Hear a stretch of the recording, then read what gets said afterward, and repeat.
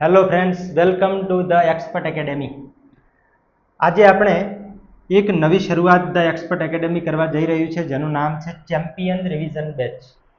ગઈકાલે રાત્રે ન્યૂઝીલેન્ડ સામે ચેમ્પિયન બન્યું છે ઇન્ડિયા. તો એની ખુશીમાં ધ એક્સપર્ટ એકેડેમીએ પણ વિચાર્યું છે કે ધોરણ 11ના વિદ્યાર્થીઓને આવી રહી છે એક્ઝામ બહુ નજીક, તો આપણે એમને એક ચેમ્પિયન બેચ આપી અને ઇંગ્લિશ સાથે આંકડાશાસ્ત્ર અને નામાના મૂળ તત્વો અને બીજા અન્ય વિષયો પણ દરેકનું તમારે ફાસ્ટ રિવિઝન પરીક્ષા આવે ત્યાં સુધી થઈ જાય એ પ્રમાણેનું આપણું પ્લાનિંગ છે. તો આજે આપણે શરૂઆત કરીએ છીએ ઇંગ્લિશમાં. તમારું જે ધોરણ 11ના ઇંગ્લિશની અંદર એક ક્વેશ્ચન પૂછાય છે એન્યુઅલ એક્ઝામમાં, ક્વેશ્ચન નંબર 17, જેનું નામ છે ઇન્ફોર્મેશન ટ્રાન્સફર. એટલે કે એક માહિતી આપેલી હોય અને એના પરથી તમારે 80 વર્ડ્સ એટલે કે 80 શબ્દોમાં પેરેગ્રાફ લખવાનો છે. તો આપણે અહીંયા લાઈવમાં જ લખીશું, જેથી તમને સેન્ટેન્સની અંદર ખ્યાલ આવે. તો હવે આપણે તમારો સમય ન બગાડતા ઝડપથી આપણે શરૂઆત કરશું કે ક્વેશ્ચન નંબર 17 કે 17મા નંબરના પ્રશ્નની અંદર કેવા પ્રકારનો આપણે અહીંયા જે પ્રશ્ન છે એ પૂછાય છે. તો અહીંયા એક આપણને શું આપેલું છે, તો કે ટેબલ આપેલું છે. શું આપેલું છે? ટેબલ આપેલું છે. આ ટેબલ પરથી આપણે 80 વર્ડ્સમાં એક પેરેગ્રાફ લખવાનો છે. તો આમાં પહેલું આપેલું છે નંબર 1, તો કે નેમ ઓફ બેટ્સમેન, જેમાં છે MS ધોની. એમાં સ્કોર છે 82 અને નંબર ઓફ બોલ્સ તો કે 100. સેકન્ડ નંબરમાં છે વિરાટ કોહલી, સ્કોર છે 100 અને નંબર ઓફ બોલ્સ 66. પછી છે મુરલી વિજય, 45 સ્કોર અને 40 બોલ્સમાં. પછી છે પુજારા, એમાં છે 12 સ્કોર 25 બોલ્સ. આના પરથી આપણે 80 શબ્દોમાં એક પેરેગ્રાફ લખીશું. તો જોઈએ, આ છે આપણો એક અહીંયા ટેબલ આપેલું છે. હવે આ ટેબલ પરથી આપણે લખવાનો છે આપણો પેરેગ્રાફ. આ છે ટેબલ. કેટલા શબ્દો લખવાના છે? તો કે 80 વર્ડ્સ. 80 વર્ડ્સ 80 શબ્દોમાં આપણે અહીંયા અત્યારે જ લાઈવમાં લખીશું. તો સૌ પ્રથમ આપણે શરૂઆત કેવી રીતે કરવાની છે એ વસ્તુ પહેલા આપણે ધ્યાન રાખીશું. તો કે પહેલા અહીંયા માહિતી કોની છે? તો કે બેટ્સમેનની છે. કોની છે? બેટ્સમેનની. એમનો સ્કોર આપેલો છે અને બોલનો નંબર આપેલો છે. આ પ્રશ્ન 4 માર્ક્સનો પૂછાય છે, જે રોકડા માર્ક્સ છે અને દર વખતે અલગ અલગ પૂછાય છે. પરંતુ આ આઈએમપી આ વખતે બને છે કારણ કે આ વખતે ચેમ્પિયન ટીમ આપણી થઈ છે, એટલા માટે કદાચ યાદ રાખી અને પેપર સેટર આપણી કુંડળી કાઢી નાખે. તો આપણે શરૂઆત કરીએ કે પહેલું સેન્ટેન્સ આપણે શું બનાવીશું? તો કે આ ટેબલ શેના વિશે છે? તો this table is about batsman, there score and balls. આવું આપણે એક સેન્ટેન્સ બનાવીશું. તો કે ધીસ ટેબલ ઇઝ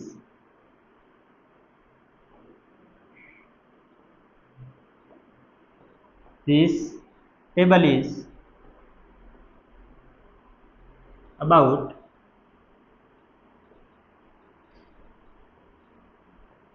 batsmen,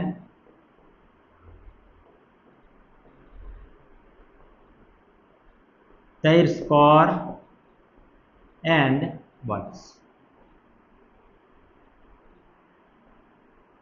આવું પહેલું સેન્ટેન્સ આપણે બનાવીશું કે this table is about batsman, there score and balls. પછી નેક્સ્ટ સેન્ટેન્સ કે અહીંયા MS ધોનીએ 100 બોલમાં 82 રન કર્યા છે. તો આપણે કેવી રીતે લખીશું? તો કે આ વાક્ય બનશે સિમ્પલ પાસ્ટ ટેન્સ. શેનું બનશે? Simple past tense. કે સિમ્પલ પાસ્ટ ટેન્સમાં કેમ? તો કે આ જે ઘટના છે એ ક્યાંની છે? તો કે સાદા ભૂતકાળ દેશ માટે સિમ્પલ પાસ્ટ ટેન્સમાં આપણે બધા સેન્ટેન્સ બનાવવા પડે. તો MS ધોનીએ 82 રન કર્યા છે. કેટલા કર્યા છે? તો કે 82 રન્સ. કેટલામાં? તો કે 100 બોલમાં. તો જોઈએ આપણે MS ધોની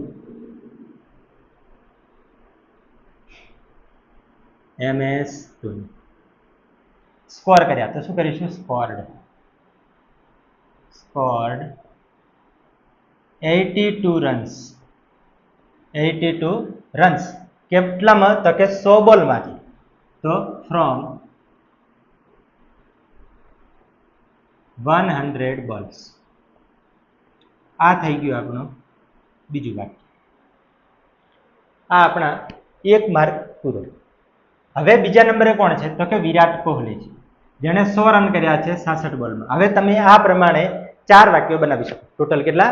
4 અને 1 એટલે 5 સેન્ટેન્સ. કે Virat Kohli scored 100 runs from 62 balls. શું થશે?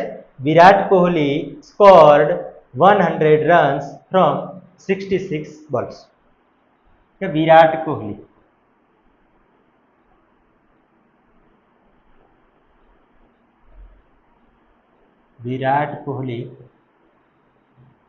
scored 100 runs from 66 balls. પહેલા તો આપણે 4 ના 4 સેન્ટેન્સ આ પ્રમાણે બનાવી દઈશું. પછી આપણે નેક્સ્ટ કોણ છે? તો કે મુરલી વિજય. તો મુરલી વિજયનું પણ આપણે એક મુરલી વગાડી દઈએ. તો મુરલી વિજય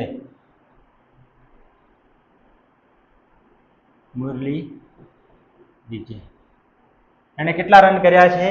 તો કે 45. કે સ્કોર્ડ 45 runs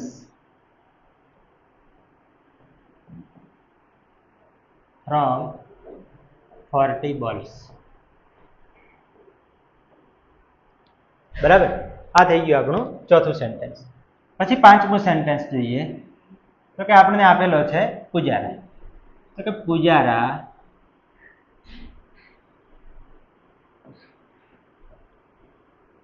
સ્કોર્ડ કેટલા કર્યા છે? તો કે 12 runs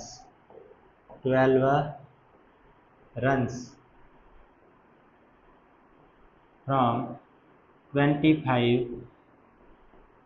balls. આ થયા આપણા 5 સેન્ટેન્સ કે જે એકદમ બિગિનર છે, જેને ઇંગ્લિશમાં બહુ તકલીફ છે, એ સ્ટુડન્ટ્સ માટે આટલા વાક્યો એકદમ સરળતાથી બની શકે. પછી તમે બધું પણ આના વિશે તમને જો ડિગ્રી આવડતી હોય, બીજાને ટેન્સ પણ આવડતા હોય, તો તમે આમાં વધારે સેન્ટેન્સ પણ બનાવી શકો. કેવા? જેમ કે એક જ વિરાટ કોહલી એવો પ્લેયર છે આમાં કે જેણે શું કર્યું છે? તો કે સેન્ચુરી. તો કે વિરાટ કોહલી સેન્ચુરી સુધી પહોંચ્યો છે, અથવા તો વિરાટ કોહલીએ સૌથી વધારે રન કર્યા છે, એનો સૌથી વધારે રન રેટ છે. તો આપણે લખી શકીએ કે કોહલી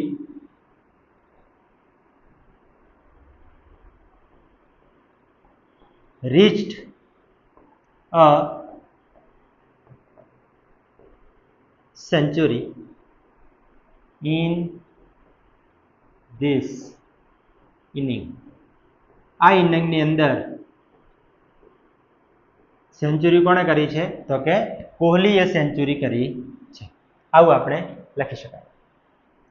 પછી બીજું શું લખાય? તો કે એણે એક સેન્ચુરી કરી છે. કેટલા બોલમાં? તો કે 66 બોલમાં. પછી કોણ છે? તો કે MS ધોની. કોણ છે? MS ધોની. તો MS ધોનીએ વિરાટ કોહલી કરતા રન ઓછા કર્યા છે. શું છે? કે MS ધોનીએ વિરાટ કોહલી કરતા બીજા નંબરે 82 રન કર્યા છે. તો આપણે લખી શકીએ કે MS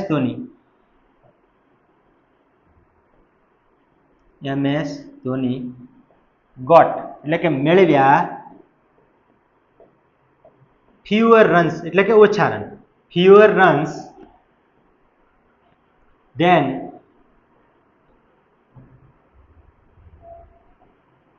વિરાટ કોહલી. એણે કોહલી કરતા ઓછા રન મેળવ્યા છે. પછી તમે નેક્સ્ટ સેન્ટેન્સ શું લખી શકો? તો કે જે મુરલી વિજય છે એણે પણ સારો એવરેજ બેસાડ્યો છે, એટલે કે એણે એવરેજ મેન્ટેન કર્યો છે કે 40 બોલમાં એણે 45 રન કર્યા છે. તો એમ કહી શકાય કે મુરલી મેન્ટેન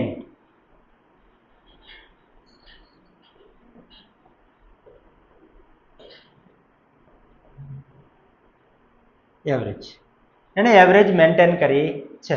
આવું આપણે મુરલી વિશે કહી શકીએ. પછી બીજું સેન્ટેન્સ તો કે પૂજારા. તો પૂજારાએ શું કર્યા છે? તો કે સૌથી ઓછા રન મેળવ્યા છે. તો પુજારા ગોટ ધ ફ્યુએસ્ટ રન્સ. શું છે? પુજારા ગોટ ધ ફ્યુએસ્ટ રન્સ, એટલે કે પુજારાએ સૌથી ઓછા રન મેળવ્યા છે. તો પુજારા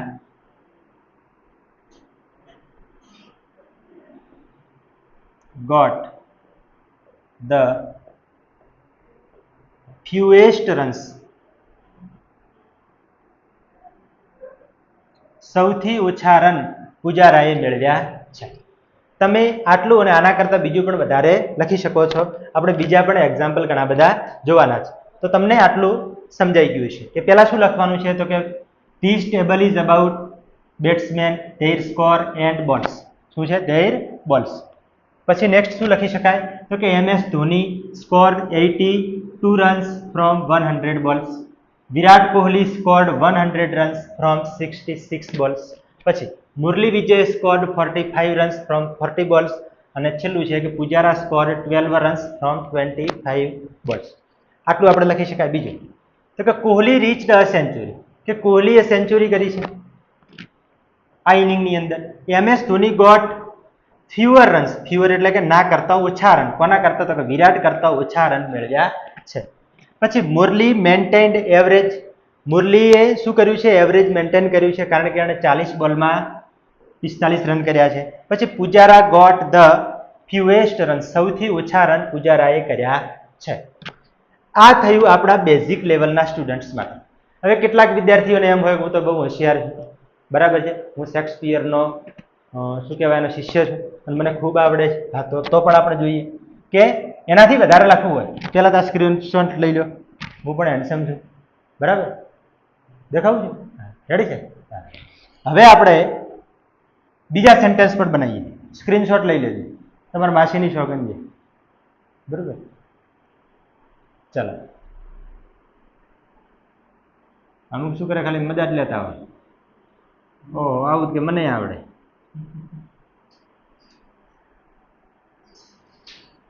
હવે આપણે બીજા પણ સેન્ટેન્સ બનાવીશું, એટલે તમે એક લેવલ સુધી પણ લખીશું. આ હતી વાત આપણે માત્ર બેઝિકની.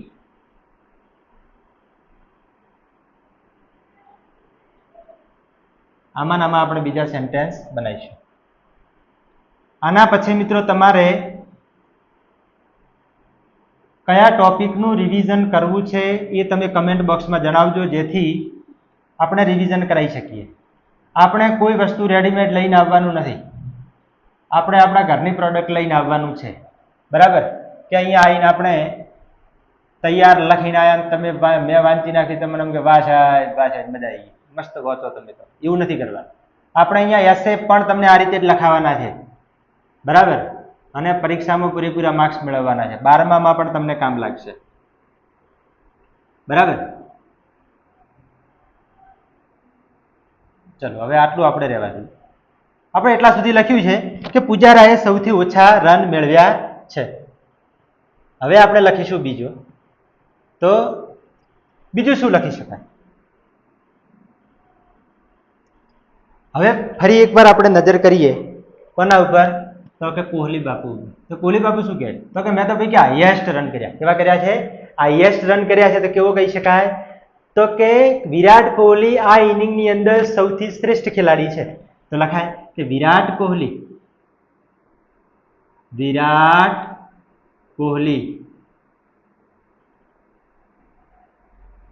is the best player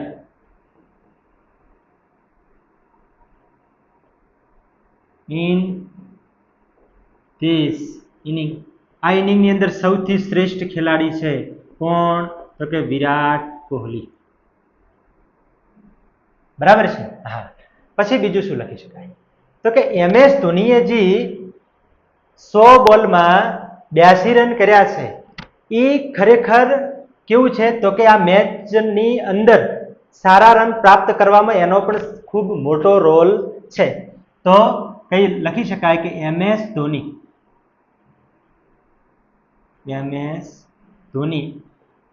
got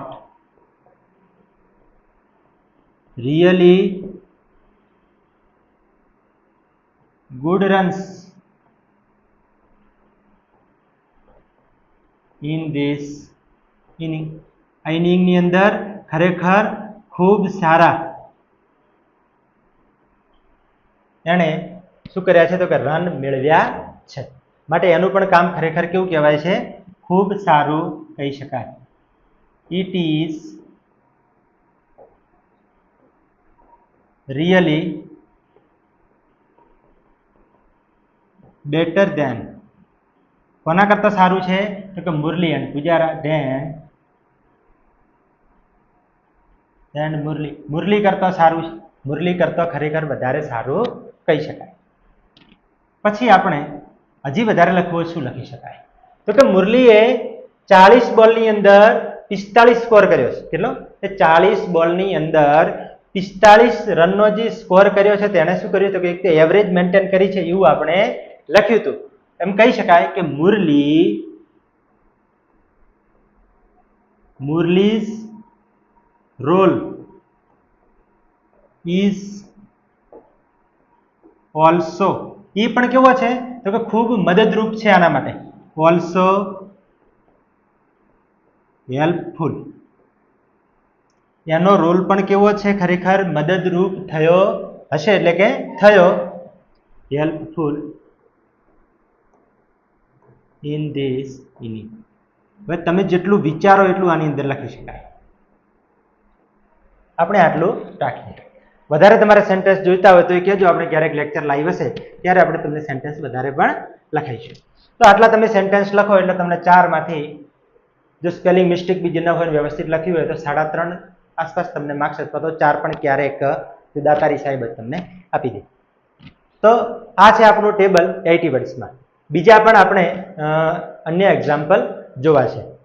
તો હવે નેક્સ્ટ આપણે જોઈએ. તમને આટલું તો સમજાઈ ગયું છે. હવે આ જે પ્રશ્નો આપણે જે પહેલો પ્રશ્ન જે હતો આ MS ધોનીવાળોની આ એક પરીક્ષામાં પૂછાયેલો પ્રશ્ન છે.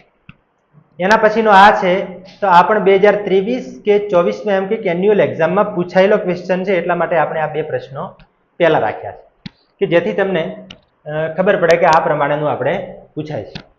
તો હવે આપણને એક માહિતી આપેલી છે ઓથર્સની. ઓથર્સ એટલે શું થશે તો કે લેખક.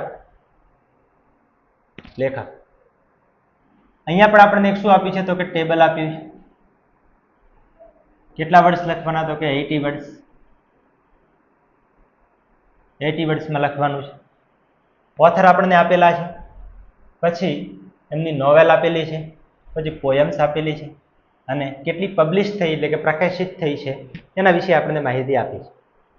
એમાં પહેલા ઓથર છે એનું નામ છે મિલ્ટન. શું છે? મિલ્ટન. એમણે નોવેલ તો કે નથી લખી, પોયમ તો કે 7 લખી છે અને કેટલી પબ્લિશ થઈ તો કે 7 થઈ. એવી જ રીતે આપણને અહીંયા શેક્સપિયરની પણ ઇન્ફોર્મેશન આપી છે.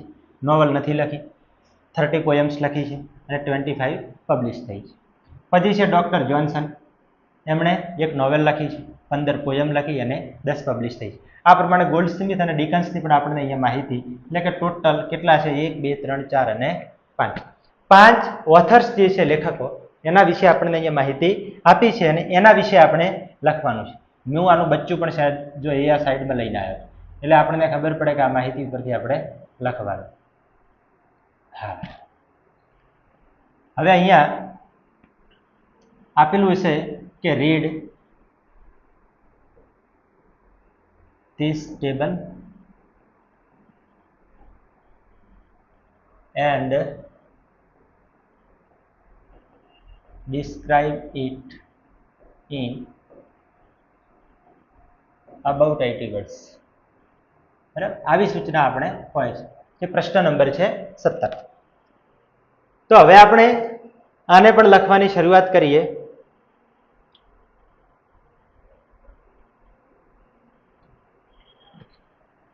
કે પહેલા જ છે ઓથર તો કે આ ટેબલ કોના વિશે છે?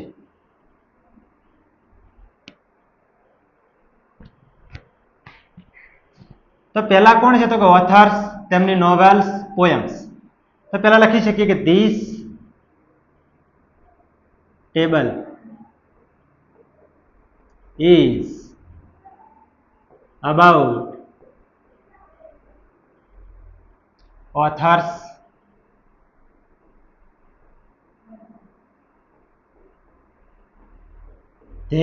તેઓની નોવેલ્સ એટલે કે નવલકથાઓ એન્ડ પોયમ્સ. આપણે આ સરળ એટલા માટે લખીએ છીએ કે તમે લખી શકો, બરાબર. બાકી બીજી ઘણી રીતે લખી શકે. This table shows about novels and poems of some authors and how many works were published. આવું પણ આપણે લખી શકીએ, પણ આપણે થોડું સાદું લખીએ તો તમને ખબર પડે કે તમે બંધ કરીને જતા રહો, બરાબર. હા, ચલો. પહેલું લખ્યું છે કે this data is about authors, their novels and poems.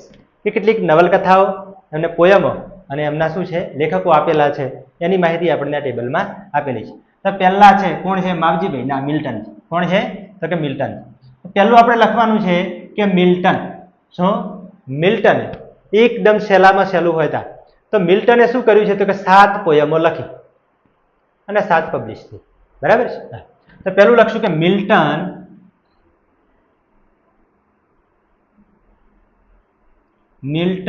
રોટ કેટલી? તો કે 7 પોયમ્સ. 7 પોયમ્સ. બસ આપણે આટલું લખી દીધું. આપણે શું વાક્ય વધારે બનાવવાનું, તમારે પોઈન્ટ પાડીને લખવાના નથી ને પેલો પોઈન્ટ કટ કરી નાખશે, બરાબર. તમારે પેરેગ્રાફમાં જ લખવાનું. મિલ્ટન રોટ 7 પોયમ્સ. પછી કે જે આ મિલ્ટન છે, મિલ્ટન પેન કે કાયમ હશે એટલે નોવલ લખી નથી તો કે મિલ્ટન. ચલો આ વાક્ય કેવી રીતે બનાવશે? મિલ્ટન શું નથી લખ્યું તો કે નોવલ નથી લખી, તો ડીડ નોટ રાઇટ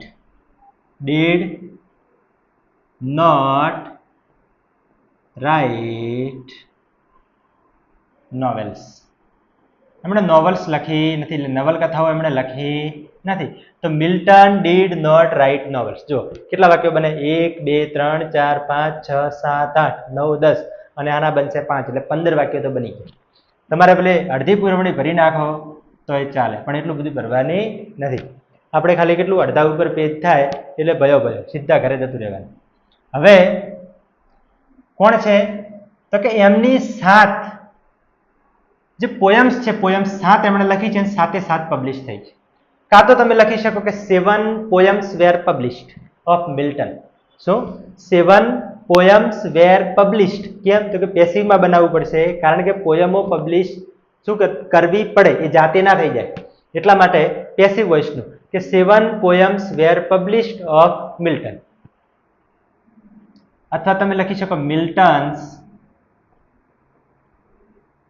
હવે તમે ધારો કે પોયમ છે એની જગ્યાએ એને બીજું કંઈક લખ્યું હોય, બીજું કોઈ સાહિત્ય, અને એ કદાચ પબ્લિશ થયું હોય તો શું ખબર, તો લખી શકાય કે મિલ્ટન્સ 7 વર્ક્સ વેર પબ્લિશ્ડ.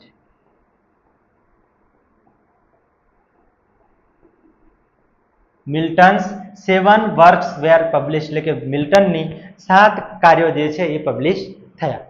તો મિલ્ટનમાંથી આપણે 1 2 અને 3 વાક્યો બનાવ્યા. આવી રીતે બધામાંથી 3 સેન્ટેન્સ બનશે. હવે આપણે બીજું સેન્ટેન્સ લખીએ. હવે કોણ છે તો કે શેક્સપિયર. તો કે શેક્સપિયર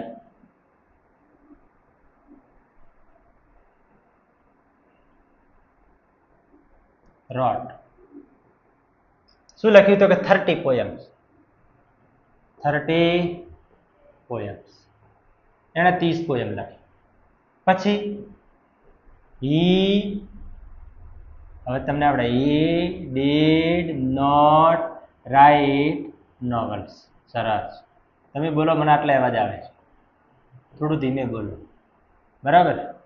પછી તો કે હીઝ 25 વર્ક્સ વેર પબ્લિશ્ડ. શું થશે? હીઝ 25, હીઝ એટલે કે તેનો, his 25 works were published. His 25 works were published. બરાબર. પછી શું લખી શકાય કે આની અંદર આપણે શેક્સપિયર મહારાજના કેટલા થઈ ગયા તો કે 3 વાક્યો થઈ ગયા. હવે 3 સેન્ટેન્સ બનાવવાના છે. કોના છે? Doctor Hathi, doctor Johnson. કોણ છે? Doctor Johnson. તો કે doctor Johnson baby powder. Johnson wrote 1 novel. એક નોવેલ લખી છે એમણે. એન્ડ એક ભેગું લખવું હોય તો લખાય એન્ડ 15 પોયમ્સ. 15 પોયમ્સ આવું પણ ભેગું લખી શકાય એક સેન્ટેન્સમાં પૂરું કરવું હોય તો, કારણ કે આપણે તો આખો પેરેગ્રાફ લખવાનો છે. પછી ઇઝ 10 વર્ક્સ વેર પબ્લિશ્ડ, આ તો તમને આવડે છે. Is 10 works were published. His 10 works were published, કે તેના 10 કાર્યો છે એ શું થયા છે તો કે પબ્લિશ થયા હતા. હવે કોણ બાકી રહ્યું છે તો કે ગોલ્ડ સ્મિથ, તો લખી શકાય ગોલ્ડ સ્મિથ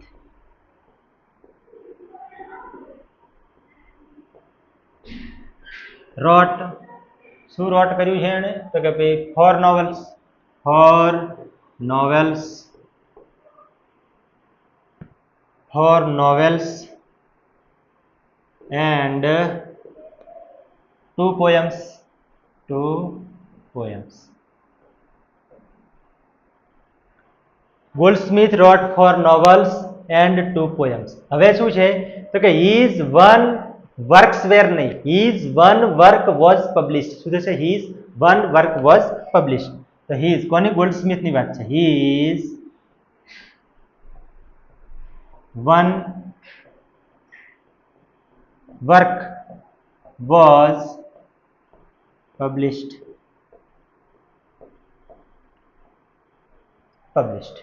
બરાબર છે. પછી છે આપણા ડિકન્સ, તો કે ડિકન્સ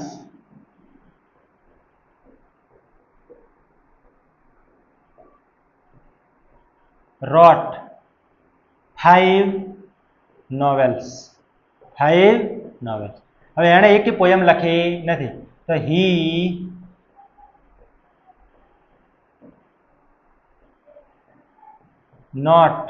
did not write poems. એણે પોયમ ન લખી.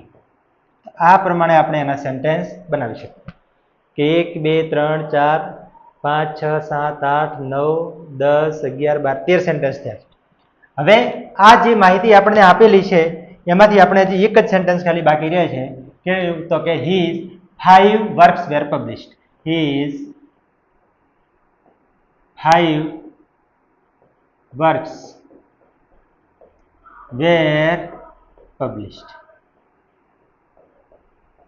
આ એવા વિદ્યાર્થીઓ માટે છે જેમનું ઇંગ્લિશ મારી જેમ ઓક્સિજન ઉપર છે. જેવો બાટલો કાઢી લો એવું શું થઈ જાય તો કે ઇંગ્લિશ પૂરું થઈ જાય. બરાબર, એમના માટે.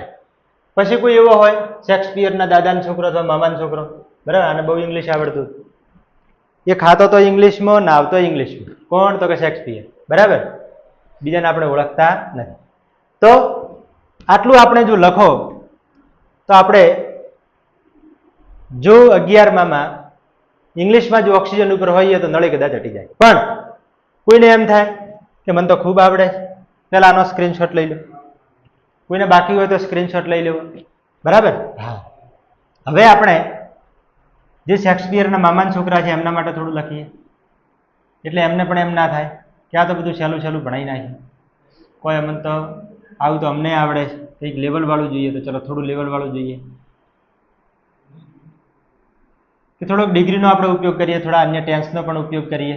બરાબર, એ રીતે આપણે આને લખી દઈએ.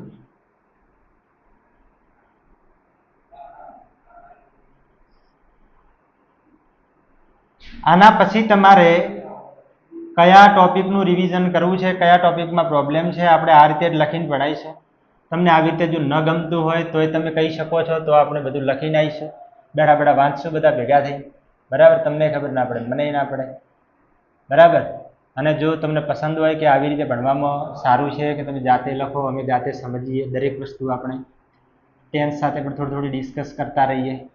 બરાબર, તો પણ થોડોક વિડીયોને લાઈક બીજો કરજો, તો મને મજા આવશે, તમને મજા આવશે. નહીં તો હું રાતે સપનામાં આવીશ પાછું. બરાબર, એટલે જતા રહે પણ તારું કામ નથી કેમ રહે? બસ પૂરું. હવે જો, હવે બધાની વાત આપણે જે સિમ્પલ લેંગ્વેજમાં હતી એ કરી નાખી. હવે હું વ્હાઇટ કલરની પેન લઉં. હવે થોડા ધોળા કામ કરવા આપણે.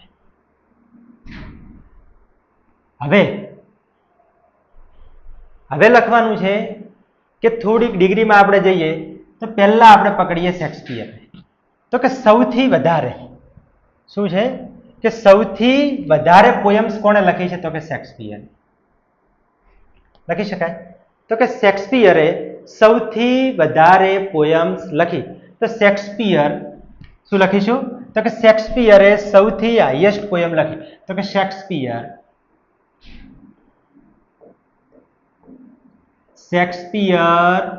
wrote the highest poems. Shakespeare wrote the highest poems. બરાબર. આ થઈ ગઈ આપણે ડિગ્રીની વાત. કઈ? તો કે સુપરલેટિવ ડિગ્રી. ધ લગાડી અને હાઈ હોય એની પાછળ ઈએસટી એટલે કે the highest. Shakespeare wrote the highest poems. પછી અહીંયા આપણને બે ખાના ખાલી દેખાય. આ બધા રમવા ગયા હતા. તો કે મિલ્ટન એન્ડ શેક્સપિયર આ બંનેને નોવેલમાં ઇન્ટરેસ્ટ નથી. તો કે મિલ્ટન લખી શકાય. Milton and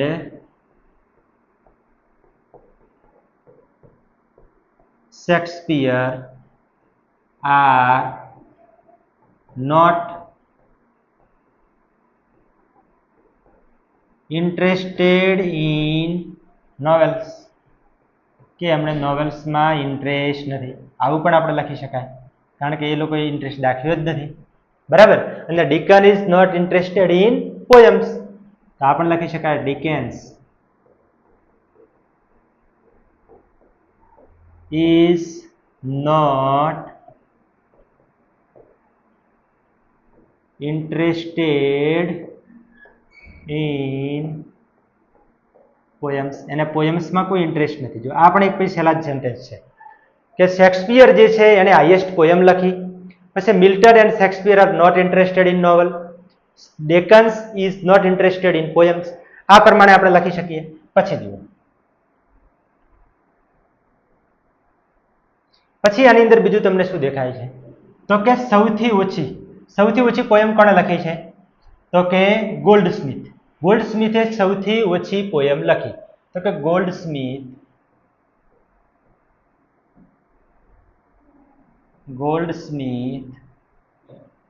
wrote. હવે શું લખશું? સૌથી ઓછી. તો કે ધ એક સૌથી ઓછા માટે ફ્યુ આવે એની પાસે લગાડીશું ઈએસટી. The fewest poems. સૌથી ઓછી. હવે આની અંદર તમારે એડ કરવું હોય કે આ બધાની વચ્ચે આ બધાની અંદર સૌથી ઓછી એણે લખી છે. તો કે અમંગ ઓલ. આવું પણ તમે લખી શકો. અમંગ ઓલ. આ બધામાં સૌથી ઓછી પોયમ કોણે લખી છે? તો કે લખી છે ગોલ્ડસ્મિથે. Goldsmith wrote the fewest poems among all. પછી તમે બીજું લખી શકો છો કે the fewest works were published of Goldsmith. આવું પણ તમે સેન્ટેન્સ બનાવી શકો છો. ધ ફ્યુએસ્ટ કારણ કે સૌથી ઓછી જો પબ્લિશ થઈ હોય તો એ પણ કોની છે? તો કે ગોલ્ડસ્મિથની. The fewest works were published of Goldsmith. ગોલ્ડસ્મિથની સૌથી ઓછી શું થઈ છે? તો કે વર્ક્સ પબ્લિશ થઈ. આટલું તમે લખો એટલે તમને 4 માંથી 4 માર્ક્સ મળે, 5 ના મળે. તો આ પ્રમાણે તમે આને શું કરી શકો? તો કે ડિસ્ક્રાઇબ કરી શકો છો. તમારે બીજા પણ કોઈ વાક્યો લખવા હોય તો પણ તમે લખી શકો છો. જેમ કે શેક્સપિયર 30 લખ્યા છે તો કહી શકાય કે Shakespeare was the most famous poet in past time. Shakespeare was the most famous poet in past time. બરાબર છે. પછી છે ડોક્ટર જોન્સન. એના વિશે પણ લખી શકો કે ડોક્ટર જોન્સન છે એ મિલ્ટન અને ગોલ્ડસ્મિથ કરતા વધારે ફેમસ હતો કારણ કે એણે વધારે પોયમ લખી છે. તેવું પણ લખી શકાય કે doctor Johnson was more famous than Milton and Goldsmith. બરાબર છે. આવું પણ લખી શકાય. પછી બીજું શું લખી શકાય કે બહુ ઓછા એવા કવિઓ હતા કે જે ડોક્ટર જોન્સન જેટલા શું હતા તો કે ફેમસ હતા. તો શું લખી શકો કે very few authors were as famous as doctor Johnson. આવા પણ સેન્ટેન્સ તમે તમારી રીતે બનાવી અને લખી શકો છો. પણ આપણે અહીંયા આટલું લખીએ છીએ કે જેથી તમને ખ્યાલ આવે કે આ પ્રમાણે લખાય છે. તો તમને આટલું સમજાઈ ગયું છે. આપણે 2 એક્ઝામ્પલ પૂરા કર્યા છે. હવે એક ત્રીજું એક્ઝામ્પલ પણ જોઈએ. આ રીતે પણ આપણે અહીંયા પૂછાય છે. બરાબર છે. આ એક થોડી માહિતી આપી છે. It's Gujarat like nowhere else in India. બરાબર. હવે આની અંદર આહમેદપુર માંડવીની વાત છે. ક્યાંની? આહમેદપુર Mandvi. One of the best beach resort of India invites you to experience one of the best holidays in your life. પછી અહીંયા આપેલું છે આહમેદપુર Mandvi is situated near Ghoghla check post on way to Diu. Thrill of water sports, lovely accommodation in private cottage, under swaying palm trees, giving you all the facilities you always wanted. Come and enjoy the best days of your life. તમારા જીવનને આનંદ માણો, તમારી જિંદગીના દિવસોને. પછી જે place of nearby interested, અહીંયા Somnath temple છે, જુનાગઢ છે, પછી ચોરવાડ છે, દીવ છે, ઉના છે. બરાબર. તો આ જે આપણને માહિતી આપી છે એના પરથી આપણે શું કરવાનું છે તો કે થોડુંક લખવાનું છે. આ શું આપેલો? થોડો ડેટા આપેલો છે. શું આપેલો છે તો કે ડેટા આપેલો છે. આ ડેટા ઉપરથી આપણે એના વિશે લખવાનું છે. તો ચલો આપણે ટ્રાય કરીએ. પહેલા તો આ છે આહમેદપુર માંડવી શું છે. અહીંયાથી આપણે શરૂ કરીએ. ચલો અહીંયા આહમેદપુર માંડવી શું છે? આહમેદપુર માંડવી એ શું છે? એક રિસોર્ટ છે. શું છે કીધું છે આપણને તો કે એક સમુદ્ર બીચ રિસોર્ટ છે. તો કે this data is about a resort. એક રિસોર્ટ વિશે ડેટા છે. અથવા તો this data is about Ahmedpur Mandvi. શું નામ છે એનું? આહમેદપુર માંડવી. બરાબર છે. હા. પછી શું લખી શકાય? This data is about a resort. એક રિસોર્ટ વિશે આ આપણને ડેટા આપેલા છે. બીજું આની અંદર શું આપેલું છે કે Ahmedpur Mandvi is situated near Ghoghla checkpost on way to Diu. જો એક વાક્ય આ લખી દેવાનું પહેલું બેઠે બેઠું. અથવા તો આહમેદપુર માંડવી ઇઝ સિચ્યુએટેડ છે એની જગ્યાએ જો તમે એમ લખો કે લોકેટેડ. શું લખી શકો છો? લોકેટેડ. હા, located near Ghoghla check post on way to Diu. બરાબર. ચલો આ થઈ ગયું આપણું એક આ સેન્ટેન્સ અને બીજું છે આ. ત્રીજું શું છે? One of the best beach resort of India. તો લખી શકાય ઇટ ઇઝ. એના આગળ ખાલી શું એડ કરવાનું છે? It is one of the best resort of India. It is one of the best beach resort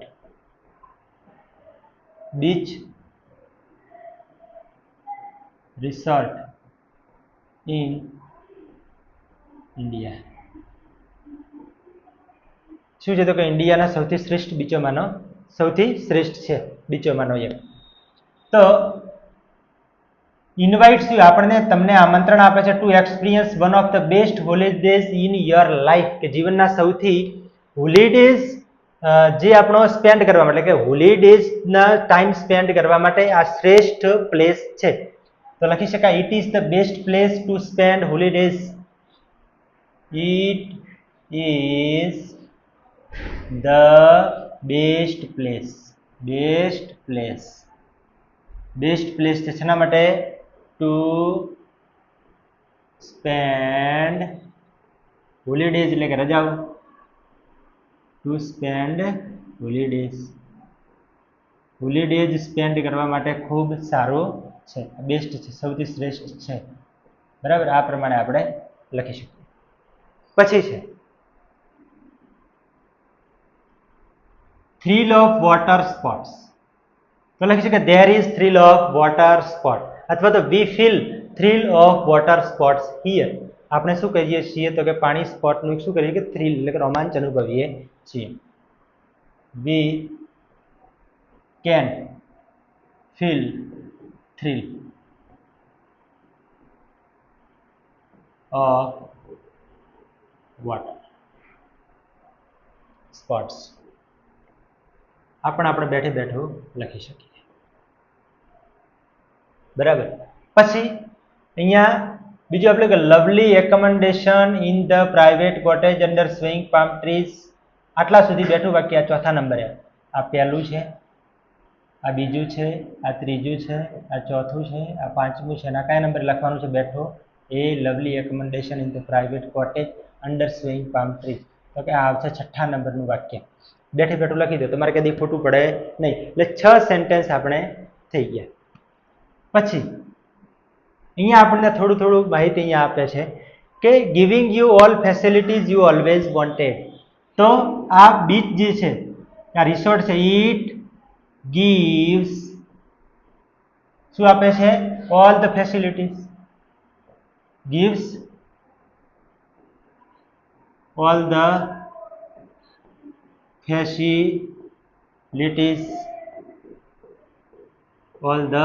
facilities to the customers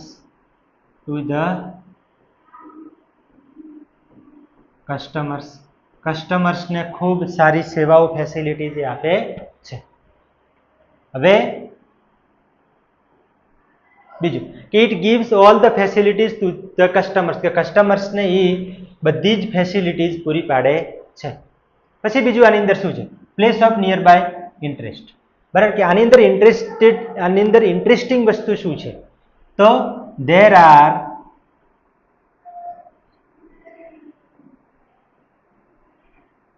many interesting places. ક્યાં છે? there are many interesting places. આટલું લખ્યા પછી there are many interesting places ક્યાં છે? તો કે near by Ahmedpur Mandvi, કે અહમદપુર માંડવીની બાજુમાં શું છે? તો કે ઇન્ટરેસ્ટિંગ પ્લેસ છે. તો near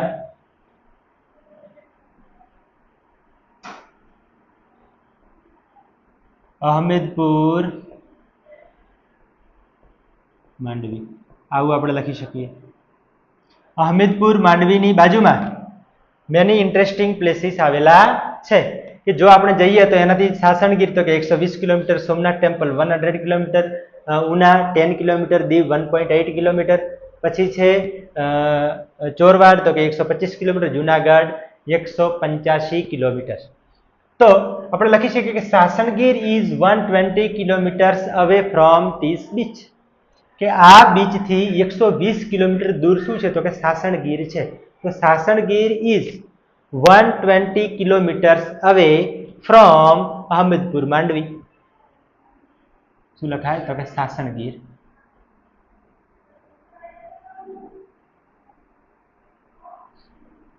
is 120 kilometer away from this resort. આ રિસોર્ટ થી કેટલું છે? તો કે 120 કિલોમીટર દૂર શું આવેલું છે? તો કે સાસણગીર આવેલું છે. હવે સાસણગીર શેના માટે પ્રખ્યાત છે? તો આપણે લખી શકીએ Sasan Gir is famous. Sasan Gir is famous to watch Asiatic lions. સાસણગીરમાં આપણને શું જોવા મળે છે? તો કે સિંહ જોવા મળે છે. તો કે Sasan Gir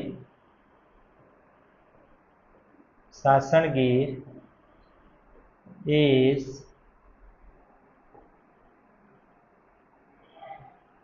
famous for lions.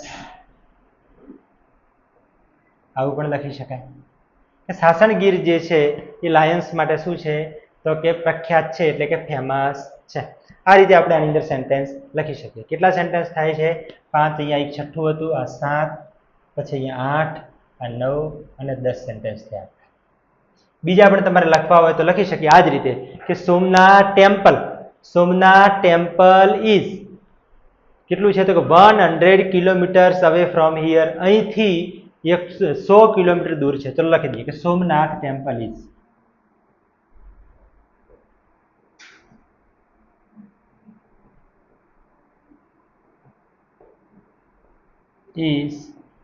100 kilometre અવે, દૂર છે, અવે ફ્રોમ હિયર, અહીંથી 100 કિલોમીટર દૂર આવેલું છે. શું આવેલું છે તો કે સોમનાથ ટેમ્પલ. એ કેવું છે તો કે ઇટ ઇઝ હોલી ટેમ્પલ, એટલે કે તે બહુ પવિત્ર મંદિર છે. ઇટ ઇઝ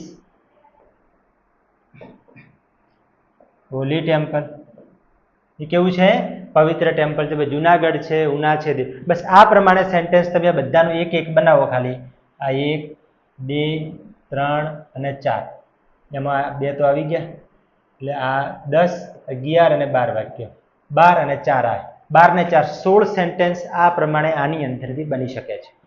તો આ રીતે તમે જો સેન્ટેન્સ બનાવો છો તો તમને સરળતા રહેશે. આપણે થોડા વધારે વાક્યો બનાવીએ કે જેથી તમને જે વાક્ય યાદ ના રહે એને મગજમાંથી ડિલીટ કરી દેવાનું, જે યાદ રહે એવા હોય એ ખાસ તમારે પરીક્ષામાં બનાવવાનો પ્રયત્ન કરવાનો, કે જેથી તમે વ્યવસ્થિત લખી શકો અને સારા માર્ક્સ મેળવી શકો. આની આ જ વસ્તુ પાછી ફરીથી 12માં પૂછાશે. તમે કોમર્સમાં હોય, આર્ટ્સમાં હોય કે સાયન્સમાં હોય, બધા માટે આ વસ્તુ ઉપયોગી છે. અને પરીક્ષામાં 17 નંબરનો પ્રશ્ન તમને મૂંઝવતો હોય તો આજથી નહીં મૂંઝવે.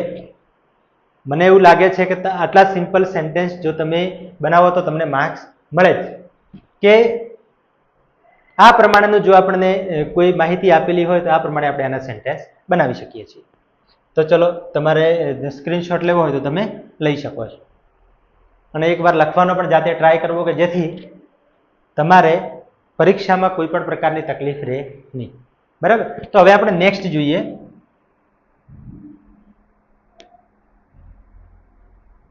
Distribute your one day. બરાબર.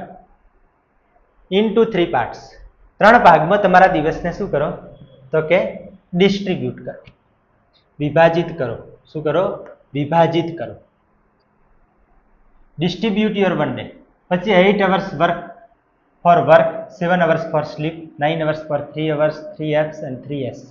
હવે આ છે આ 3 ભાગમાં, એક આ ભાગમાં અને એક આ ભાગ. આ રીતે તમારો દિવસ તમારે સ્પેન્ડ કરવાનો છે. આ એકદમ સિમ્પલ વસ્તુ છે. બરાબર. અને એના પછી એક આપણે અહીંયા આપેલું છે, આ મનોજ, ઇન્કમ અને એક્સપેન્સ વાળું.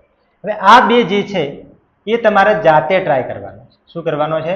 તમારે જાતે બનાવવાનો ટ્રાય કરવાનો છે. એક આ પણ છે, આ 3 જો લો. એક આ પાઈ ચાર્ટ આપેલો છે, આ પ્રમાણે પણ પૂછાય. પછી એક આ છે જે આપણે અહીંયા મોટું લખેલું છે, આ પણ છે. અને ત્રીજો છે આપણો આ વન ડે વાળો. આ 3 તમારે જાતે બનાવવાનો પ્રયત્ન કરવાનો છે. પછી તમને જે જે સેન્ટેન્સ આમાંથી ફાવે છે એ તમે કમેન્ટ બોક્સમાં જણાવી શકો છો. આપણે પ્રયત્ન કરશું કે તમારી કોઈ ભૂલ હશે તો સુધારવાનો પણ ટ્રાય આપણે કમેન્ટની અંદર કરશું. જો ગ્રુપમાં જોડાયેલા ન હોય તો આપણે ધ એક્સપર્ટ એકેડેમીનું જે ગ્રુપ છે એની અંદર પણ તમે શું કરી શકો છો તો કે જોઈન થઈ શકો છો. અને જો તમારે ગ્રુપમાં જોઈન થવું હોય તો આપણો નંબર છે 9712438382. બરાબર છે સર? તો 9712438382 આ નંબર પર મેસેજ કરશો એડ થવા માટે, એટલે તમને સર આની અંદર એડ કરી દેશે. પછી તમારે કોઈ પણ ક્વેરી બીજી હોય તો એની અંદર પણ તમે પૂછી શકો છો. એની અંદર હું એડ છું જ. બરાબર. હા, તો તમારે કોઈ ક્વેશ્ચન જ તમે કહી શકો. પછી આ 3 જે તમારે લખવાના છે એ તમને ન ફાવે તો તમે અહીંયા આપણે વિડીયોની અંદર કમેન્ટ કરજો.